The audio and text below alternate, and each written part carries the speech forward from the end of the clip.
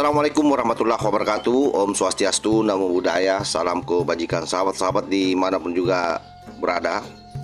Hari ini adalah merupakan Kamis Keramat ya buat para pemburu ijazah, yakni Roy Suryo atau Dewa Panci, Dr. Dipa dan Luis Montapepar.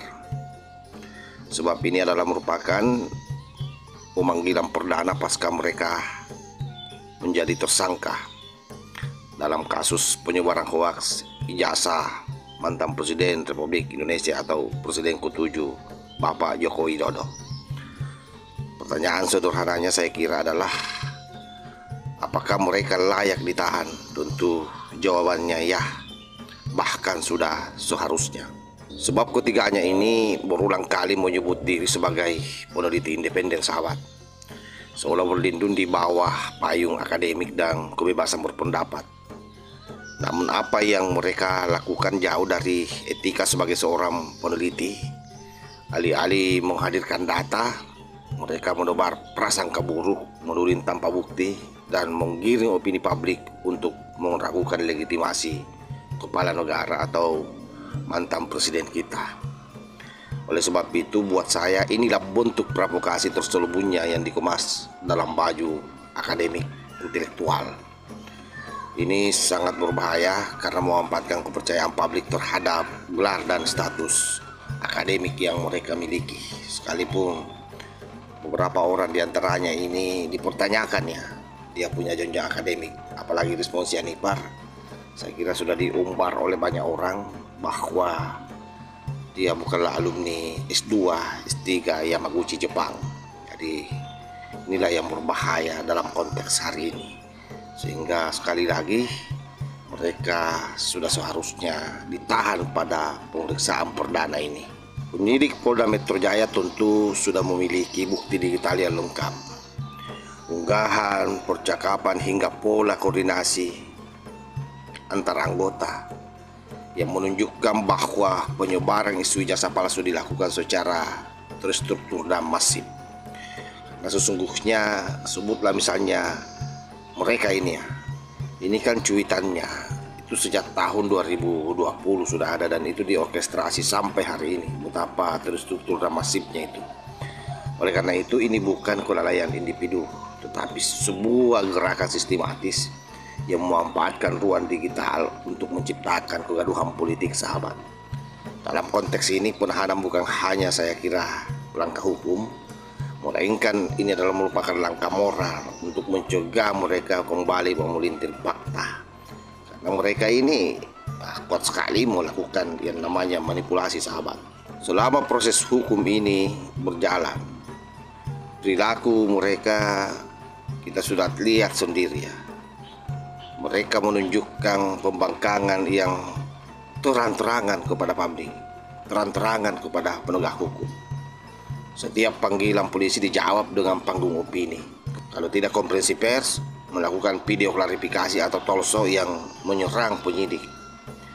Jika mereka tetap dibiarkan bebas, maka bukan mustahil mereka akan kembali menghapus jejak digital, mengatur narasi baru, atau bahkan menghasut pendukungnya agar mengintervensi proses hukum.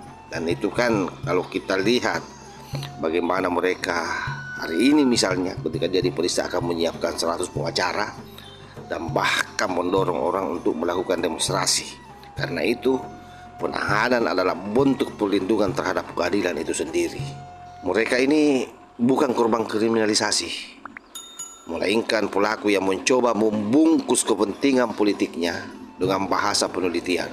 Sudah terlalu lama publik dibius, sahabat, oleh aktivis palsu ini yang bersembunyi di balik dalih kebebasan akademik, padahal mereka tengah memainkan agenda politik partisan. Negara harus tegas. Kebebasan berbicara saya kira bukan kebebasan untuk melakukan fitnah di mana-mana. Penahanan terhadap ketiganya akan menjadi pesan yang sangat kuat buat hukum, bahwa hukum tidak bisa dijadikan alat permainan narasi. Sekali lagi, bangsa kita tidak boleh terus digiring oleh wacana kosong dan teori konspirasi. Cukup sudah ruang publik ini dikotori oleh hoaks yang dibungkus jargon keilmuan oleh mereka. Hukum harus memihak pada fakta, bukan pada yang lebih keras bersuara. Karena kalau itu terjadi, maka sangat berbahaya untuk NKRI ke depan. Dan selain itu, ini juga akan merusak moral generasi muda kita, sahabat.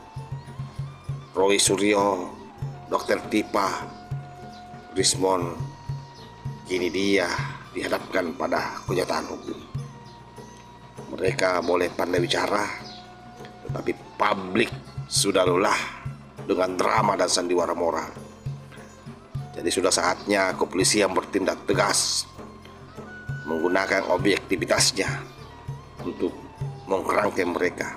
Dan ini bukan demi balas dendam politik, tapi demi menjaga wibawa hukum, rasionalitas publik, dan kehormatan dunia intelektual yang telah diperandakan oleh teroris ini.